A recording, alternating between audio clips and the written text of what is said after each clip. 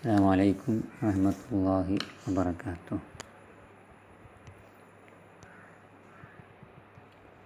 നമുക്ക് ചാപ്റ്റർ 2 പറയാനുള്ളത്. What is linguistics? Linguistics എന്ന് പറയാൻ കേട്ടിട്ടുണ്ടാവും. എന്താണ് അതുകൊണ്ട് അർത്ഥമാക്കുന്നതെന്ന്. സയൻറ്റിഫിക് സ്റ്റഡി ഓഫ് ലാംഗ്വേജ്, ശാസ്ത്രീയമായിട്ട് ഭാഷയെ പഠിക്കുക എന്നുള്ളതാണ്. ശാസ്ത്രീയമാകുമ്പോൾ systematic study of elements of language ആണ്.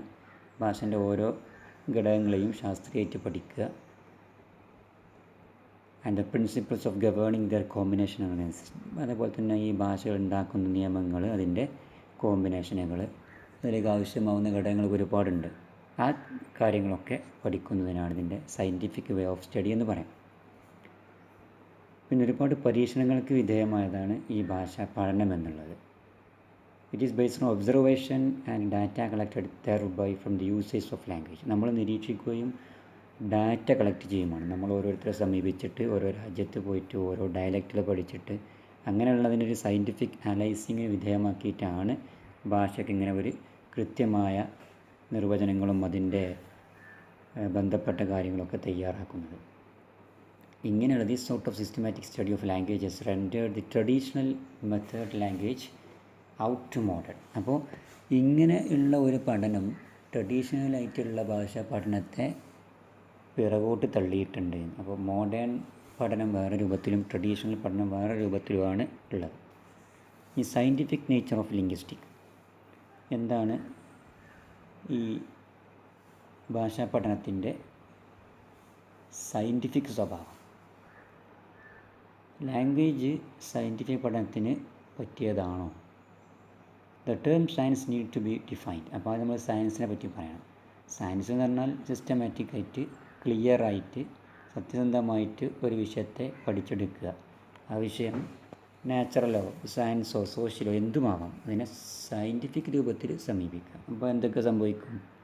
അപ്പോൾ അതിന് ഗ്യാതറിങ് ഓഫ് ഡാറ്റ ഒരു കൃത്യമായ രൂപത്തിൽ ഡാറ്റകൾ കളക്ട് ചെയ്യണം. ആ കിട്ടിയ ഡാറ്റകൾ അനലൈസ് ചെയ്യണം. പിന്നെ കിട്ടിയ വസ്തുക്കളുടെ തമ്മിൽ യാഥാർത്ഥ്യ ബന്ധങ്ങൾ പരിശോധിക്കണം. പിന്നെ നമ്മളതിനുള്ള ഒരു കൃത്യമായ വിശദീകരണം, ഫോർമുലേഷൻ നൽകണം. പിന്നെ നമ്മൾ പറയാൻ പോകുന്ന കാര്യങ്ങളുടെ സത്യസന്ധത, അല്ലെങ്കിൽ നമ്മൾ പറയാൻ പോകുന്നതിൻ്റെ വെരിഫിക്കേഷൻ വേണം, എത്രത്തോളം കറക്റ്റാണെന്ന് പറയണം. പിന്നെ ജനറലൈസേഷൻ, പിന്നെ ജനറലായിട്ടുള്ള ഒരു സമർത്ഥനം, ഇതിൻ്റെ വ്യൂകൾ പറയണം. അപ്പോൾ science is committed to empirically provable. Science എന്ന് പറഞ്ഞാൽ അതൊരു പരീക്ഷണത്തിൻ്റെ അടിസ്ഥാനത്തിൽ ഉണ്ടാകുന്നതാണ് സയൻസ്. പരീക്ഷിച്ചിട്ടത് തെളിയിക്കേണ്ട ഒരു കാര്യമാണ്. അപ്പോൾ ഇങ്ങനെ തന്നെയാണ് ഇതിനെ ഭാഷയോടും സമീപനം നടത്തേണ്ടത്. അപ്പോൾ ഭാഷക്കും ഇതേപോലെ സയൻറ്റിഫിക്കായിട്ട് പഠിക്കുക എന്ന് പറയുമ്പോൾ ഒരുപാട് നിരീക്ഷണങ്ങളും ഇതിൽ പറഞ്ഞ സയൻറ്റിഫിക് രൂപത്തിൽ പറഞ്ഞ ഒരുപാട് കാര്യങ്ങൾ അതിൽ ഉൾക്കൊള്ളേണ്ടി വരും. ലിംഗ്വിസ്റ്റിക് പ്രൊഡ്യൂസർ ഇൻവോൾവ്സ് എന്തൊക്കെയാണ്? Generating testable hypothesis. നമ്മൾ ടെസ്റ്റ് ചെയ്യുന്ന ഊഹങ്ങളുണ്ടാവും, നമ്മുടേതായ അഭിപ്രായങ്ങൾ, ഊഹങ്ങൾ, നിരീക്ഷണങ്ങൾ. അപ്പോൾ അത് ലാംഗ്വേജിനെ പറ്റി അന്വേഷിക്കണം. പിന്നെ in case the hypothesis found to be false, നമ്മൾ ഊഹിച്ച കാര്യം തെറ്റാണെങ്കിൽ വേറെ ആൾട്ടർനേറ്റീവ് ആയിട്ടുള്ള ഒരു ചിന്ത, ഒരു പകരം അവിടെ ഉണ്ടാവണം. പിന്നെ നമ്മൾ ഇതിനെ മോഡിഫൈ ചെയ്യണം. അതുകൊണ്ടും പറ്റാത്തതാണെങ്കിൽ അതിനെ റിജക്റ്റ് ചെയ്തിട്ടാണ് പിന്നെ ആൾട്ടർനേറ്റീവ് ആയിട്ടുള്ള വേറൊരു കാര്യം നമ്മൾ ഫോർമുലേറ്റ് ചെയ്ത് കൊണ്ടുവരേണ്ടത്. In this respect linguistic is supposed to have the hallmark of science. അപ്പോൾ ലിംഗ്വിസ്റ്റിക്കിന് അതിൻ്റെ സയൻസുമായി ബന്ധപ്പെട്ട പഠനം അതിൻ്റെ ഒരു വളരെ പ്രത്യേകത ആയിട്ടാണ് നമുക്ക് മനസ്സിലാക്കാൻ പറ്റും. എങ്ങനെയൊക്കെ? ലിംഗ്വിസ്റ്റിക് സയൻസാണ്. കാരണം അതിലെന്തൊക്കെ ഉണ്ട്? അത് സയൻറ്റിഫിക് സ്റ്റഡി നടത്തുന്ന ഒരുപാട് കാര്യങ്ങളുണ്ട്. അതായത് ഒബ്സർവേഷൻ ഉണ്ട്, ഹൈപ്പോത്തസിസ് ഫോർമേഷൻ, ഊഹങ്ങൾ നിർമ്മിക്കലുണ്ട്, അനലൈസിങ് ഉണ്ട്, ജനറലൈസേഷൻ ഉണ്ട്, പ്രഡിക്ഷൻ, നമ്മളെ പ്രവചനങ്ങളുണ്ട്, നമ്മളിതിന് ടെസ്റ്റ് നടത്തുന്നുണ്ട്. പിന്നെ ആവശ്യമാണെങ്കിൽ മോഡിഫൈ ചെയ്യുന്നുണ്ട്, അല്ലെങ്കിൽ അത് വിജയിക്കുന്നില്ലെങ്കിൽ റിജക്റ്റ് ചെയ്തിട്ട് വേറെ ഓൾട്ടർനേറ്റീവായ നിയമങ്ങളും കാര്യങ്ങളും ഫോർമുലേറ്റ് ചെയ്യുന്നുണ്ട്. ഇങ്ങനെയൊക്കെയുള്ള സയൻറ്റിഫിക് പഠനം സയൻസിൽ നടക്കുന്നത് പോലെ അത് ലിംഗ്വിസ്റ്റിക്കിൽ നടക്കുന്നുണ്ട്. അതുകൊണ്ട് ലിംഗ്വിസ്റ്റിക് സയൻസ് ആണെന്ന് പറയാം. ഈ ലിംഗ്വിസ്റ്റിക് ഹാസ് 2 മേജർ എയിംസ്. 2 പ്രധാന ഉദ്ദേശങ്ങളിൽ നിന്ന്. ഒന്ന്, ഭാഷയുടെ നേച്ചറിനെ പറ്റി പഠിക്കുക, and establish theory of language. എന്നിട്ട് ഭാഷയുമായി ബന്ധപ്പെട്ട തിയറികൾ ഉണ്ടാക്കുക. പിന്നെ to describe a language and all languages by applying theory establish. നമ്മൾ കിട്ടിയ തിയറി കൊണ്ട് ഭാഷയെ നമ്മൾ എന്ത് ചെയ്യുക? നിർണ്ണയിക്കുക, അതിനെപ്പറ്റി പറയുക. ഇതാണ് 2 ധർമ്മങ്ങൾ.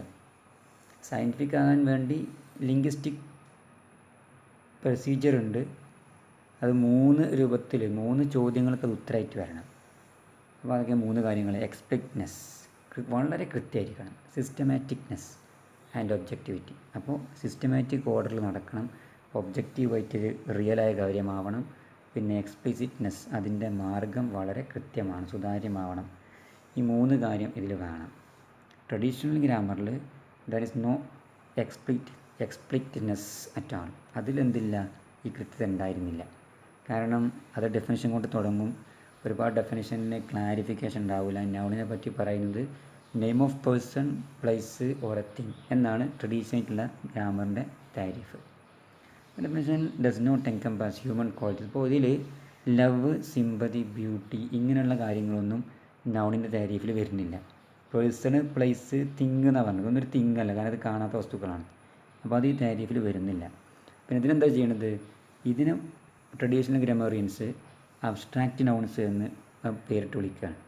പക്ഷെ അങ്ങനെ പറയുമ്പോഴും നൗൺ എന്ന് പറയുമ്പോൾ നൗണിൻ്റെ താരീഫിൽ അബ്സ്ട്രാക്റ്റ് എന്ന് പറഞ്ഞിട്ടില്ലല്ലോ. താരീഫ് പറയുമ്പോൾ അത് പൂർണ്ണമായിട്ട് എന്താവണം, ജാമ്യവും മാന്യവും ആയിരിക്കണം. അപ്പോൾ അത് ഇവിടെ ഉണ്ടായിട്ടില്ല എന്നൊരു ആക്ഷേപം.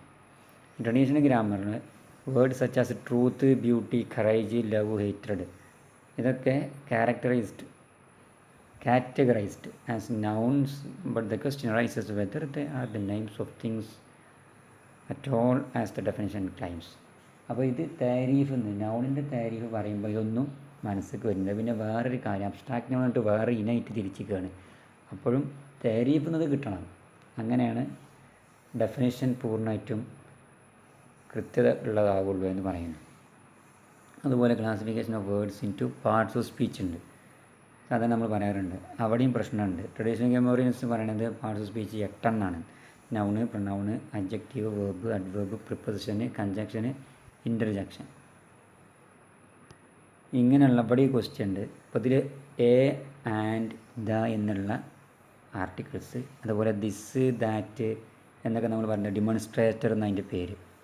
ദിസിന് ദാറ്റിന് പേരുണ്ട്, ഡിമോൺസ്ട്രേറ്റർ എന്ന്. അപ്പോൾ അതൊക്കെ ഈ പാർട്സ് ഓഫ് സ്പീച്ചിൽ പെടുകയില്ല എന്നുള്ളതാണ്. അതിനതിൽ പറ്റി പറയുന്നില്ല. അതുപോലെ similarly traditional definition of A verb as A doing, being or having word, ഒരു കാര്യം ചെയ്ത് കഴിഞ്ഞ കാര്യം, അങ്ങനെയൊക്കെ നമ്മൾ വേർബിന് ട്രഡീഷണൽ ഗ്രാമറിയൻസ് താരീഫ് പറയുന്നുണ്ട്. അവിടെയും പ്രശ്നമുണ്ട്. കാരണം does not take consideration verbal nouns or gerund. Verbal nouns ഉണ്ട്, ജറണ്ടുകളുണ്ട്. നമ്മൾ ഫ്രൈസ് വേർബ് എന്നൊക്കെ പറയുമല്ലോ. അപ്പോൾ അതൊന്നും താരീഫിൽ വരുന്നില്ല. ജറണ്ട് എന്നൊക്കെ പറഞ്ഞാൽ ഉദാഹരണം റണ്ണിങ്, റൺ എന്ന വെർബാണ്. റണ്ണിങ് എന്ന് പറഞ്ഞാൽ ഇപ്പോൾ 2ൻ്റെ അടിയിലുള്ളതാണ്. വാഷിങ്, സ്വിമ്മിങ്, അത് രണ്ടുമായിട്ട് ഉപയോഗിക്കാം. അങ്ങനെയാണ്. അപ്പോൾ ഈ ട്രഡീഷണൽ ഗ്രാമറിയൻസിൻ്റെ താരീഫ് പ്രകാരം അതൊന്നും ഇതിൽ വരുന്നില്ല. ചുരുക്കത്തിൽ എക്സ്പ്ലിക്റ്റ്നെസ് അവിടെ അല്ല, അത് ട്രഡീഷണൽ താരീഫിൽ അങ്ങനെ വരുന്നില്ല. അതൊരു അവ്യക്തമായിട്ട് കിടക്കുകയാണ്. അപ്പോൾ സയൻറ്റിഫിക് സ്റ്റഡീൻ്റെ ഭാഗമായിട്ട് വരുന്ന ഒരിക്കലും അവ്യക്തമാകാൻ പാടില്ല എന്ന് പറയും.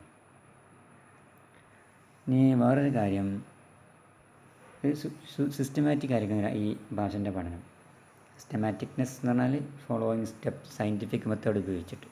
അത് നേരത്തെ പറഞ്ഞ പോലെ formulation, hypothesis, observation, collection, classification, analysing of data, generalisation, verification, modification, rejection of hypothesis and theorisation. എന്നിട്ട് പിന്നെ നമ്മൾ എന്ത് ചെയ്യുന്നു, ആൾട്ടർനേറ്റീവായിട്ടുള്ള വേറൊരു കാര്യത്തിലേക്ക് എത്തുന്നു. ഇങ്ങനെയുള്ള ഘടകങ്ങളൊക്കെയാണ് സയൻറ്റിഫിക് മെത്തേഡുകൾ. അത് ലിംഗ്വിസ്റ്റിക്സിൽ വേണം എന്ന്, അതാണ് ഈ സിസ്റ്റമാറ്റിക് ഉദ്ദേശിക്കുന്നത്. പിന്നെ ഒബ്ജക്റ്റിവിറ്റി എന്നുള്ളത് അനദർ ക്രൈറ്റീരിയയാണ്. Objectivity means relative freedom from subjective bias. Subjective എന്ന് പറഞ്ഞാൽ ഒരു നിയന്ത്രണം ഇല്ലാതെ നമ്മൾ എല്ലാം പറയാം. അപ്പോൾ അത് അക്യുറസി ഉണ്ടാവില്ല അങ്ങനെ പറയുമ്പോൾ. Objectivity means observation uninfluenced. ഒരു നിരീക്ഷണ പാഠവുമാണ്. അതൊരാളെ പേഴ്സണൽ സ്വഭാവമോ അയാളുടെ മുൻ ധാരണയോ വിശ്വാസമോ മൂല്യങ്ങളോ നോക്കിയിട്ട് മാറാൻ പാടില്ല. എപ്പോഴും ഒരു സ്റ്റേൺ ആയിട്ടുള്ള കാര്യമായിരിക്കണം. അങ്ങനെയുള്ളൊരു നിരീക്ഷണമായിരിക്കണം ആ വിഷയത്തെക്കുറിച്ച്. ഒരാൾ ഒരു വിഷയത്തെക്കുറിച്ച് അഭിപ്രായം പറയുകയാണെങ്കിൽ അതിനെ മാറരുത്. അതാണ് റിയൽ എന്നുള്ള അർത്ഥം. In other words, the problem of objectivity in linguistics is in fact one of knowing reality about language in general. റിയലായിട്ട കാര്യത്തെ മനസ്സിലാക്കുക എന്നുള്ളതാണ് അതിൻ്റെ ഉദ്ദേശം. നിങ്ങൾക്ക് പറയാനുള്ളത് മോഡേൺ ലിംഗ്വിസ്റ്റിക്. നമ്മൾ ട്രഡീഷനെ പറ്റി പറഞ്ഞു. Modern linguistic is a systematic study of elements of language ആണെന്ന് മുമ്പ് പറഞ്ഞു. പ്രത്യേകമായ നിയമങ്ങളൊക്കെ ഉണ്ട്. Philology was the older term used to refer the study of language. ഇപ്പോൾ ലിംഗ്വിസ്റ്റിക്കിൻ്റെ ആദ്യത്തെ പേര് ഫിലോളജി എന്നായിരുന്നു. അത് റൈദർ കമ്പാരറ്റീവ് ആൻഡ് ഹിസ്റ്ററിക്കൽ. അതൊന്നും കൂടി പൂർണ്ണമായിട്ട് യോജിച്ചതായിട്ട് കാണുന്നില്ല എന്ന് പറയണം. അതൊരു കമ്പാരിറ്റീവിലാണ് അത് കൂടുതൽ ഉപയോഗിക്കുക. Comparative study of language focus on the similarities and difference. Comparative സ്റ്റഡീസിൽ നമ്മൾ ഭാഷകൾ തമ്മിലുള്ള ബന്ധങ്ങളും അതിൻ്റെ ഡിഫറൻസുകളൊക്കെയാണ് നോക്കുക. Historical study analyse. ഇനി ഒരു ഹിസ്റ്ററിക്കൽ സ്റ്റഡി എന്ന് പറഞ്ഞാൽ evolution of family of language. ഭാഷകൾ എങ്ങനെ ഉണ്ടായി, എന്തൊക്കെ മാറ്റങ്ങളാണ് അതിലേക്ക് വരുന്നത്, ഇന്ന സമയത്ത് എന്ത് മാറ്റങ്ങൾ സംഭവിച്ചു എന്നുള്ളതാണ്. This type of study of changes in language. ഭാഷകളിലെ ഒരു നിശ്ചിത സമയത്ത് ഉണ്ടാകുന്ന മാറ്റങ്ങൾ, അതിനെക്കുറിച്ചുള്ള പഠനത്തിന് നമ്മൾ എന്ത് പറയും? ഡയക്രണിക് സ്റ്റഡി എന്ന് പറയും. അപ്പോൾ ഡയക്രണിക് സ്റ്റഡി ഓഫ് ലാംഗ്വേജ് എന്ന് പറഞ്ഞാൽ നിശ്ചിത സമയത്തുണ്ടായ മാറ്റങ്ങളാണ്.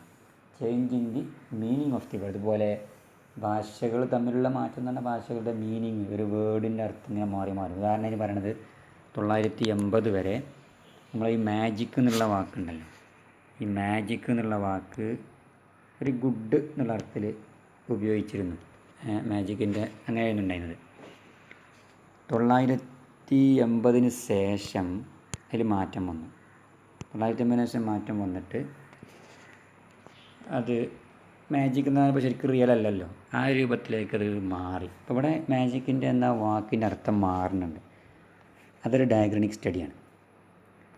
പിന്നുണ്ടത് on the other hand analysis of the systematic interrelations of the elements of a single language. ഒരൊറ്റ ഭാഷയിലുള്ള ബന്ധങ്ങളെ പറ്റി പഠിക്കുക.